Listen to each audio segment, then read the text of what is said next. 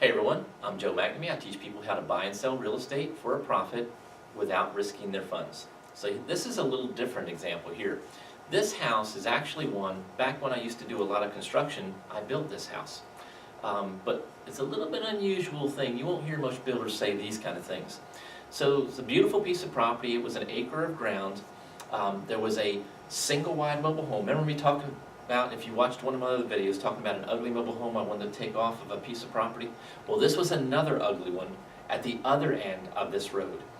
But this mobile home was on that property, on that land, and it was rented out. There was a couple living there with one child.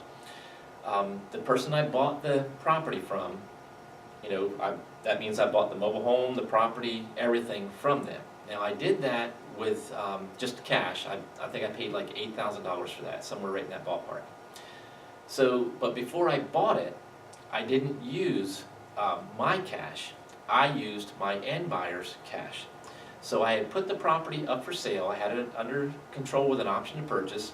I actually leased that trailer with the right to sublease it, so then I subleased it to the people that were already in there. I put the property up for sale, and I sold it. Now it was like $50,000 to $55,000 for that property. So where did I get the $8,000 from to actually pay off the original seller? From the $52,000. Did anything come out of my pocket? No. Did I risk any funds at all? No. But now that I own the property, I own the trailer, the tenants are there. I made a deal with the tenants saying, look, you guys can stay here. We're about to build a house on this property. It's going to be built a little bit further back than where your home is. Here's about where it's going to be. And I showed them standing there on the ground. And I said, you can continue living there, and we'll help you find another place. After the house is done, completely done, and my buyer is moving in, then we're going to have to remove the mobile home. Matter of fact, when I get my final inspection, the mobile home will have to be removed from the property. I said, I can even take this mobile home and put it on another piece of property, on another piece of land, if you want that. Well, they ended up finding a house that they wanted to rent anyway, so it was fine. But they stayed there while we built the house. That means they became my night watchman, just keeping an eye on things around there. No material was being stolen, no tools were being stolen. Even though that's a great neighborhood, still the possibility of that can occur. So they lived there, paid me rent while I'm working on this, but is it my property? No, it's not my land anymore. It's my end buyer's land who's having me build this home for them.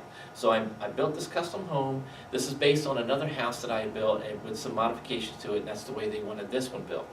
The reason they didn't buy the other one I had was it didn't have enough land with it. It was like half an acre, 5/8 of an acre.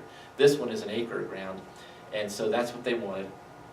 Now, the next part of this is equally as important. So they paid me for the land. I'm building the home on the property for them. My tenant is still paying me, that's in the mobile home, paying me a monthly income. And my end buyer that I'm building the house for is making the interest payments on the construction loan. So as we borrow money, so we get to certain points on that house, and we have a progress inspection done by the bank pays us a draw, then there's interest charge on how much money we've drawn, and so the homeowner that I'm building the house for is actually paying the interest payments on that. Once the house is finished, then they go to apply for a permanent financing, and that's the way this went.